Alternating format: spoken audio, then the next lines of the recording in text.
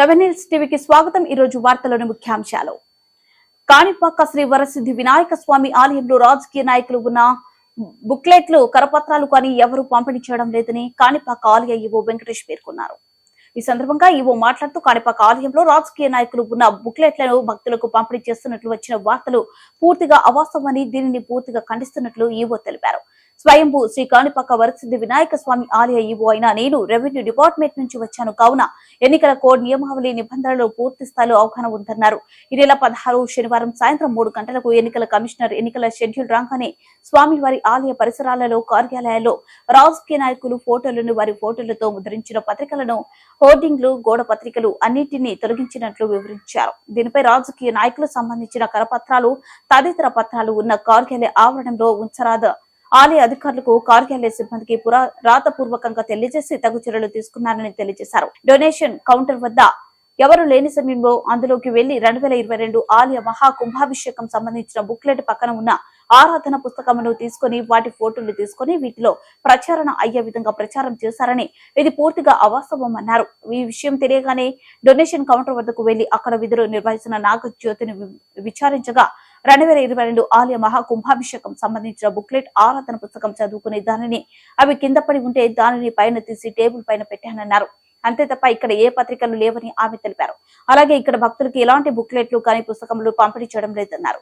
Donation counter వదిలి ఎక్కడికి వెళ్లావని ప్రశ్నించగా తెలిసిన వారు వస్తే దర్శనార్థం లోపల వాళ్ళని వదిలిపెట్టడానికి వెళ్లానని తెలిపారన్నారు।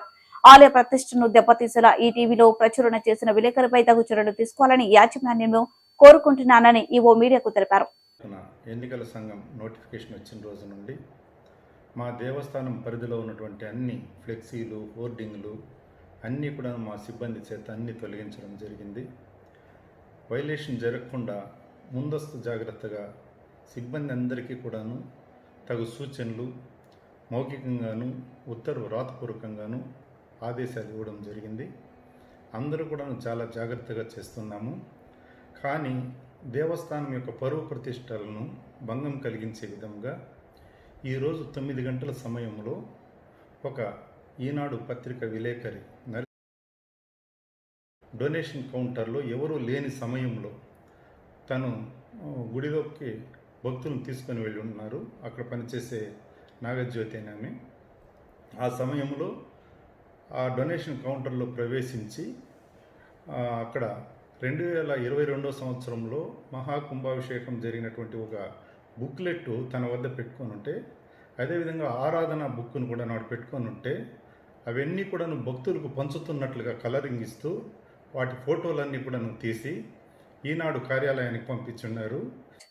వైసీపీ నేతల భూదంతాలతోనే ముగ్గురు ఆత్మహత్యకు పాల్పడ్డారని ఇది ముఖ్యమంత్రి జగన్మోహన్ రెడ్డి నిరంకుశ పాలనకు నిదర్శనమని చిత్తూరు నియోజకవర్గ టీడీపీ జనసేన బీజేపీ పార్టీల ఉమ్మడి ఎమ్మెల్యే అభ్యర్థి గురిజాల జగన్మోహన్ పేర్కొన్నారు। ఈ సందర్భంగా చిత్తూరు జీజేఎం నివాసంలో ఏర్పాటు చేసిన మీడియా సమావేశంలో గురిజాల జగన్మోహన్ మాట్లాడుతూ రాష్ట్రంలో వైసీపీ మంత్రులు నేతలు భూదందా మైనింగ్ మాఫియా ఎర్రచంద్రం అక్రమ రవాణాకు పాల్పడుతుంటే మరోపక్క డ్రగ్స్ మాఫియాకు కేంద్ర బిందువుగా మన రాష్ట్ర ప్రభుత్వం ఉదాహరణగా చెప్పవచ్చన్నారు। ఉచిత పథకాల పేరుతో రాష్ట్రాన్ని సర్వనాశనం చేశారని ఆయన విమర్శించారు। కేంద్ర హోంశాఖ సైతం విడుదల చేసిన డ్రగ్స్ సరఫరా వ్యవహారంలో ఏపీ నెంబర్ 1 గా ఉందని ప్రకటించిందని దీనిని బట్టి చూస్తుంటే ఆంధ్రప్రదేశ్ లో మాదక ద్రవ్యాలు సరఫరా ఏ విధంగా సరఫరా అవుతుందో అర్థం చేసుకోవచ్చన్నారు। ఇటీవల విశాఖపట్నంలో వేల కోట్ల విలువ గల డ్రగ్స్ ను పట్టుకోవడమే ఉదాహరణగా చెప్పవచ్చన్నారు।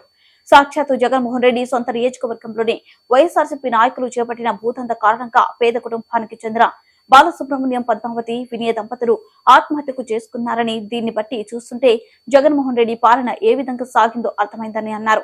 అదేవిధంగా కొన్ని సవరణ చేసి కోట్లాది రూపాయలు విలువ చేసే భూములను కాజేసిన ఘనత జగన్మోహన్ రెడ్డి పాలనకే సాధ్యమైందన్నారు।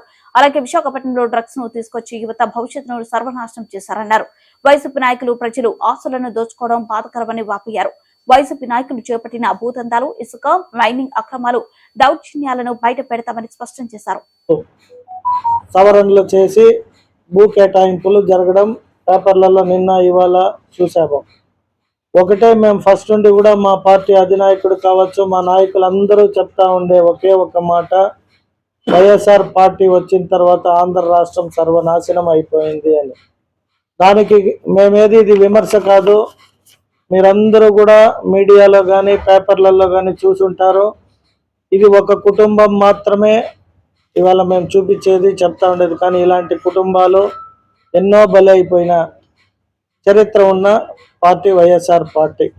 సో ఒక వైఎస్ఆర్ జిల్లాలోనే కాదు, చిత్తూరులో కావచ్చు, అది అనంతపూర్ కావచ్చు, సాక్షాత్తు వైజాగ్లో అయితే ఇంకా ఎవరు చెప్పుకునే పరిస్థితి కూడా లేదు. ప్రతిసారి వైజాగ్ క్యాపిటల్ అంటే ప్రజలంతా అనుకున్నారు అన్ని నియోజకవర్గాల పైన మంచి అవగాహన ఉన్న నాయకుడు వైఎస్ఆర్ ముఖ్యమంత్రి అని. నిన్న కొకైన్ డ్రగ్స్ పెద్ద మొత్తంలో 25,000 కేజీలు ఎప్పుడైతే విశాఖపట్నంలో దొరికిందో పోర్ట్లో, ఎమ్మటే దొరికిన తర్వాత ఇది ఎవరంటే ఎవరు అనుకుంటూ తెలుగుదేశం పార్టీ పైనే, తెలుగుదేశం నాయకులకు సంబంధించింది అని చెప్పే కాడికి వచ్చేశారు. విజయసాయి రెడ్డి అనే వ్యక్తి మీరు చూసుంటారు, బ్రెజిల్ ప్రెసిడెంట్కి కంగ్రాచులేషన్స్ చెప్తూ ట్వీట్ చేశాడు. నిన్న దొరికిన కంటైనర్ కూడా బ్రెజిల్ నుండే వైజాగ్కి వచ్చింది. అంటే ఎక్కడైతే యువత ఎక్కువగా ఉంటుంది, యువత డెవలప్ అయ్యి బాగుపడుతుంది అనుకుంటారో అక్కడంతా గంజాయి, డ్రగ్స్, అంటే ఒక వైఎస్ఆర్ మాఫియా. అంటే మేము రాజకీయ నాయకులుగా చెప్పే కంటే కూడా సాక్షాత్తు మీరు మీడియా వాళ్ళు కానీ వైజాగ్లో మీరు కానీ ప్రతి ఒక్క యువకుడిని అడిగితే సందుకు గంజాయి, డ్రగ్స్, హెరాయిన్, కొకైన్, అంటే భారతదేశంలోకే ఈ కొకైన్, ఈ డ్రగ్స్ అనే వాటిని తీసుకొని వచ్చిన పార్టీ ఏదన్నా ఉంది అంటే అది వైఎస్ఆర్ పార్టీనే. వైఎస్ఆర్ కాంగ్రెస్ పార్టీ అధికారంలోకి వచ్చిన అప్పటి నుండి రాష్ట్రంలో భూదంద అక్రమాలకు నిలయంగా మారిందని చిత్తూరు తెలుగుదేశం పార్టీ పార్లమెంట్ అధ్యక్షులు రాజన్న, మాజీ ఎమ్మెల్సీ దొరబాబు ఆరోపించారు. ఈ సందర్భంగా చిత్తూరు తెలుగుదేశం పార్టీ కార్యాలయంలో ఏర్పాటు చేసిన మీడియా సమావేశంలో రాజన్న మాట్లాడుతూ, రాష్ట్ర ముఖ్యమంత్రి సొంత జిల్లాలో ఆ పార్టీ నాయకులు భూ కబ్జాకు పాల్పడడంతో ఒక కుటుంబం ఆత్మహత్య చేసుకుందని ఆరోపించారు. అలాగే రాష్ట్రంలో ఎటు చూసినా వేలాది ఎకరాల భూములు వైఎస్ఆర్ కాంగ్రెస్ పార్టీ నాయకులు, కార్యకర్తలు కబ్జాలకు పాల్పడుతున్నారని తెలిపారు. గంజాయి మారక ద్రవ్యాలు రాష్ట్రంలోకి దిగుమతి అవ్వడానికి కారణం వైసీపీ పార్టీ నాయకులు అని ధ్వజమెత్తారు. ప్రజలు ఆలోచించి రానున్న ఎన్నికల్లో వైఎస్ఆర్ కాంగ్రెస్ పార్టీకి తగిన గుణపాఠం చెప్పాలని విజ్ఞప్తి చేశారు. వాళ్ళ పేరుతో పట్టా ట్రాన్స్ఫర్ చేసుకొని ఒరిజినల్ రైతుల్ని ఆత్మహత్యలకు పురిగొల్పే విధంగా ఉంది. వాళ్ళకి ఏమి ఉండే ఆస్తి 3 ఎకరాలు 2 ఎకరాలు ఉంటే వాళ్ళ ఆస్తులంతా పెరుక్కొని వీళ్ళు ఈ ఉన్మాదపరమైన చర్యలు ప్రతి దాంట్లో ఈరోజు వాళ్ళకి మైన్స్ అయిపోయినాయి, శాండ్ అయిపోయింది, ఇక ల్యాండ్ ఒకటే మిగిలింది. ఆ ల్యాండ్ను కూడా ఏ విధంగా కబ్జా చేయాలా, ఇతరుల భూములను ఎలా పెరుక్కోవాలనే దానికే ఈ జీవో తెచ్చారు. దీనికి ఉదాహరణగా కొత్త మాధవరంలో సర్వే నెంబర్ 2187-2 ఈ సర్వే నెంబర్లో 3 ఎకరాల చిల్లర సుబ్బారావు గారు అనే అతనికి, పాలా సుబ్బారావు గారు అనే రైతుకి పట్టా ఉంటే ఆ పట్టాని ఎంఆర్ఓతో మేనేజ్ చేసుకొని ఆ పట్టా వేరే వాళ్ళు పొంది వాళ్ళని దయనీయ స్థితికి లోను చేసి, ఇక మాకు జీవితం ఏమీ లేదు, చేసిన అప్పులు తీర్చుకోవడానికి వేరే దారి లేదు, మా అప్పులు ఎవరు కట్టాలో ఎలా కట్టాలంటే ఇంట్లో అవమానాలు పాల్పడి వాళ్ళు ఆత్మహత్య చేసుకోవడం జరిగింది. ఇది గవర్నమెంట్ హత్యగానే మేము చెప్తున్నాం దీన్ని ఖచ్చితంగా. ఆ జీవో వల్ల వచ్చిన హత్య ఇది ఖచ్చితంగా. కాబట్టి ప్రజలందరూ గమనించి ప్రతిదాన్ని కూడా ఈ విధంగా చేసుకుంటూ పోతే ప్రజా జీవనం ఏం కావాలా? జగన్మోహన్ రెడ్డి అన్ని అయిపోయింది, ఏది మైన్స్ అయిపోయింది, లిక్కర్ అయిపోయింది, ఇసుక శాండ్ అయిపోయింది, ల్యాండ్ మైను వైను అన్ని అయిపోయింది. ఇప్పుడు భూముల పైన పడ్డారు ఆయన కన్ను ఇప్పుడు భూముల పైన పడి ఈ వ్యవస్థని నాశనం చేసి ల్యాండ్ టైటిలింగ్ యాక్ట్ తీసుకొని వచ్చి, అది కూడా విచిత్రంగా ఉంది. అంటే ఎవరు కూడా కోర్టుకు పోయే పని లేదు, దాంట్లో కోర్టుకు పోయే పని లేకుండా వాళ్ళ ఆఫీసర్ పెడతారంట. అంటే ఏ గవర్నమెంట్ ఉంటే వాళ్ళ ఆఫీసర్ ఉంటారు, వాళ్ళు అపాయింట్ చేస్తే వాళ్ళు ఇచ్చిన డెసిషనే ఫైనల్. కోర్టుకు కూడా అధికారం లేదు, ఇది ఎక్కడా లేదు ప్రపంచంలో. ఎవరైనా ప్రజాస్వామ్యయుతంగా వాళ్ళు కోర్టుకు పోయేదానికి కానీ మరి ఇంకెక్కడైనా చెప్పుకోవడానికి కూడా అవకాశం ఉంది. ఈ ప్రబుద్ధుడు ఆయనకి ఏమొచ్చింది, ఆయన ఎంతసేపు అయినా దోచుకోవడానికే ముఖ్యమంత్రి అయ్యారు. ఇది నిరూపించడానికి ఈరోజు ఈ ల్యాండ్ టైటిలింగ్ యాక్ట్ పెట్టి ఈరోజు ఒక చేనేత కుటుంబం పాలా సుబ్బారావు అని, మరి ఒంటిమిట్ట, ఆయనది కడప జిల్లా ఒంటిమిట్ట మండలం, మరి ఈరోజు కొత్త మాధవరం ఊరైంది. ఆయన అడిగితే మరి కట్టా శ్రావణి అనే ఆమె పేరుతో మార్చేశారు. ప్రజా నాయకులు తెలుగుదేశం పార్టీ సీనియర్ నాయకులు చిత్తూరు మాజీ ఎమ్మెల్యే సీకే బాబుకు జన్మదిన వేడుకలను సీకే బాబు అభిమానులు తెలుగుదేశం పార్టీ కార్యకర్తలు నాయకులు పార్టీలకు అతీతంగా పాల్గొని భారీ కేక్ కట్ చేసి సీకే బాబుకు జన్మదిన శుభాకాంక్షలు తెలియజేశారు. చిత్తూరు నగరంలోని సీకే బాబు నివాసంలో తెలుగుదేశం పార్టీ చిత్తూరు అసెంబ్లీ నియోజకవర్గంలో అభ్యర్థి గురిజాల జగన్మోహన్, మాజీ market committee chairman Kajur Balaji, Telugu Desam party నాయకులు వసంత నాయుడు, సురేష్ బాబు తదితరులు పాల్గొని సీకే బాబు దంపతులకు శుభాకాంక్షలు తెలిపారు. ఈ కార్యక్రమంలో Puthalapattu TDP, Janasena, BJP party ఉమ్మడి ఎమ్మెల్యే అభ్యర్థి మురళీమోహన్ సీకే బాబుని కలిసి మర్యాదపూర్వకంగా పుష్పగుచ్చం అందించి శాలువతో సత్కరించి సీకే బాబుకి పుట్టినరోజు శుభాకాంక్షలు తెలియజేశారు. అనంతరం సీకే బాబుతో నియోజకవర్గ పరిస్థితులపై చర్చించారు. రాబోయే ఎన్నికల దృష్ట్యా తెలుగుదేశం పార్టీ గెలుపుకు సంబంధించి వ్యూహాత్మకమైన నిర్ణయాలపై చర్చించిన సీకే బాబు సలహాలు, సూచనలను మురళీమోహన్ కు తీసుకున్నారు. ఈ కార్యక్రమంలో పరిశీలకులు బొమ్మన శ్రీధర్, చిత్తూరు పార్లమెంట్ అభ్యర్థి దగ్గుమల ప్రసాదరావు, ప్రతినిధి దగ్గుమల సుధాకర్, జిల్లా వాణిజ్య విభాగ అధ్యక్షులు హిమగిరి నాయుడు, పూతలపట్టు మండల అధ్యక్షులు దొరబాబు చౌదరి, టీడీపీ సీనియర్ నాయకులు వసంత నాయుడు, తవణంపల్లి తెలుగు యువత అధ్యక్షులు కిరణ్ తదితరులు పాల్గొన్నారు.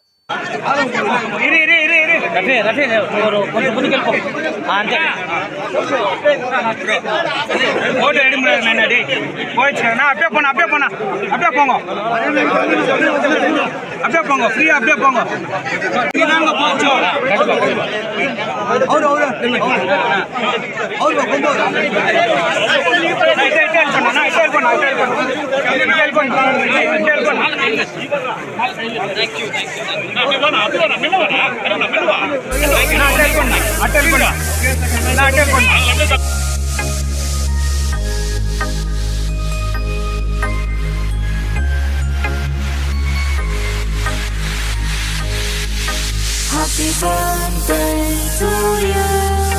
Happy birthday to you. Happy birthday, happy birthday, happy birthday to you. Happy birthday to you. Happy birthday to you. Happy birthday, happy birthday, happy birthday to you.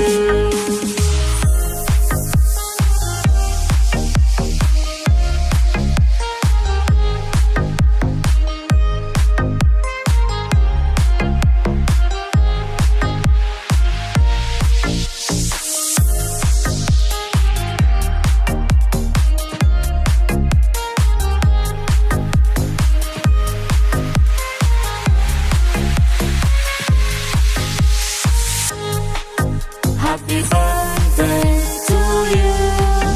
Happy birthday to you. Happy birthday, happy birthday, happy birthday to you.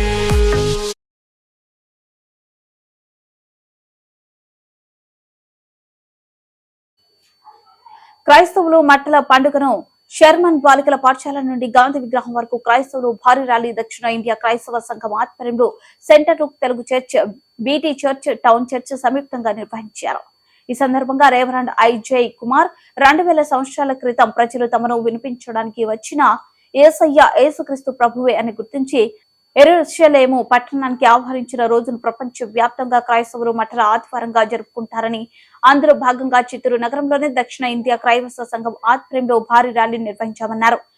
యేసు రాజునకు జయము, యేసన్న జయము, ఇమానువేలునికి జయము అన్నారు. యేసు ప్రభు తనను తాను తగ్గించుకుంటూ గాడిద పైన విశ్వాసానికి రారాజుగా యెరూషలేము పట్టణానికి ప్రవేశించారని తెలిపారు.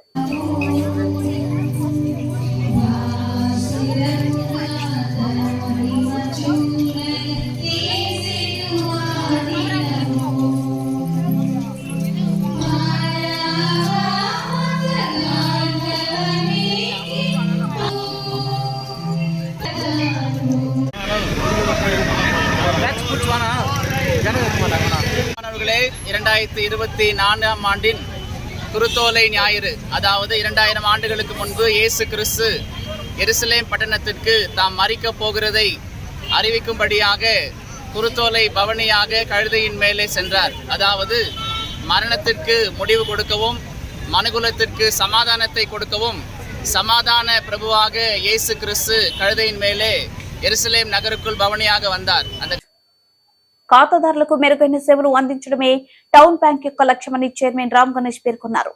సందర్భంగా చిత్తూరు నగరంలోని గిరంపేట బ్రాంచ్ లో మహాజన సభ నిర్వహించారు. అనంతరం గణేష్ మాట్లాడుతూ ఆర్థిక ఇబ్బందులు ఉన్న టౌన్ బ్యాంక్ రిజర్వ్ బ్యాంక్ నిబంధనల మేరకు ఖాతాదారుల సహకారంతో ఆర్థికంగా మెరుగుపడిందన్నారు.